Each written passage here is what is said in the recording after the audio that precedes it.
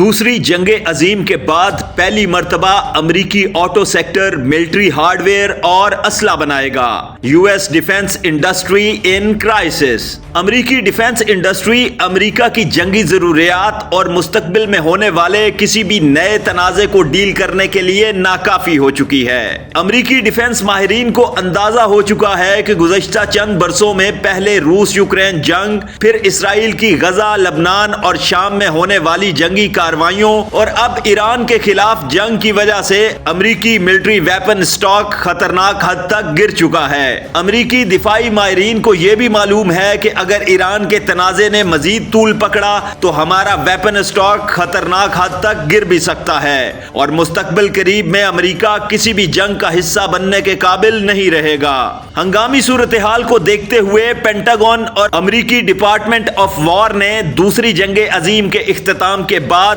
پہلی مرتبہ امریکی آٹو کار میکرز اور ایرو اسپیس انڈسٹری کے دیگر شعبوں سے درخواست کی ہے کہ ہنگامی بنیادوں پر اپنے پروڈکشن یونٹس کے بڑے حصے کو امریکہ کی دفاعی ضروریات کو پورا کرنے کے لیے وقف کیا جائے۔ وال اسٹریٹ جرنل کی رپورٹ کے مطابق گزشتہ ہفتے امریکی صدر ٹرمپ کے آفس کی طرف سے امریکہ کی اہم کمپنیوں جن میں جنرل موٹرز کے سی ای او میری بارا، فورڈ کے سی ای او جم فارلے شامل ہیں، ان کے ساتھ ایک اہم ملاقات کرتے ہوئے مدد کی درخواست کی تھی۔ دوسری جنگ عظیم کے دوران امریکی آٹو کمپنیز نے گاڑیوں کی پروڈکشن روکتے ہوئے امریکی دفاعی انڈسٹری کے لیے جہاز اسمبل کرنے کے ساتھ ٹینکس اور دیگر اسلحہ بنانے میں اہم کردار ادا کیا تھا۔ آج 80 برس بعد امریکہ کو ایک بار پھر اپنی ڈیفنس انڈسٹری کی پروڈکشن امریکی ضروریات کے مطابق ناکافی دکھائی دے رہی ہے۔ ایک اور سب سے اہم بات یہ کہ ایران کے خلاف جنگ نے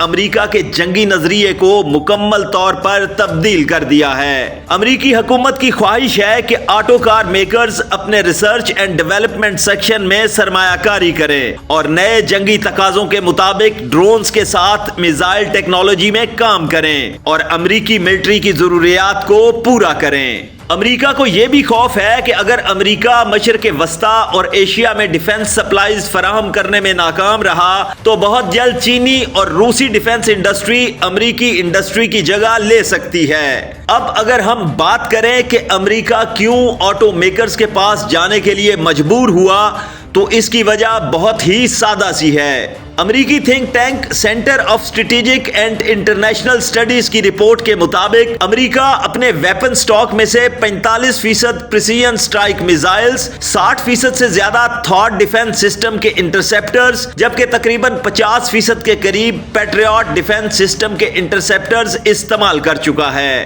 امریکہ کے ویپن سٹاکس کو دیکھتے ہوئے کہہ سکتے ہیں کہ اگر امریکہ کی ایران کے خلاف کارروائیاں چند ہفتے مزید جاری رہتی تو امریکہ کی مشکلات میں مزید اضافہ ہوتا۔ یہی وہ صورتحال ہے جس کی وجہ سے بہت سارے امریکی تجزیہ کار کہہ رہے ہیں کہ امریکہ کے مد مقابل طاقتیں امریکہ کے گرتے ہوئے ویپن اسٹاکس کو بہت غور سے دیکھ رہی ہیں اور ان کے نقطہ نظر سے امریکی اسلحہ کے اسٹاکس میں کمی امریکہ کی کمزوری کو ظاہر کر رہی ہے۔ اسی چیز کے پیش نظر امریکہ مستقبل میں نہ یوکرین جنگ کو سپورٹ کر سکے گا اور نہ ہی تائیوان، جنوبی کوریا اور جاپان کی سپورٹ جاری رکھ سکے گا۔ اب سوال یہ پیدا ہوتا ہے کہ کیا امریکی آٹو سیکٹر کی ڈیفنس انڈسٹری میں انٹری سے دفاعی پیداوار تیز ہو سکے گی؟ ہاں، ایران کے طرز پر ڈرونز کی پیداوار بڑھائی جا سکتی ہے، لیکن ڈیفنس سسٹم کے انٹرسیپٹرز اور پریسیژن اسٹرائک میزائلز جلد بازی میں تیار کرنا ممکن نہیں۔ ویپن اسٹاک کو ایران جنگ سے قبل والے لیول پر آنے کے لیے کئی سال درکار ہوں گے۔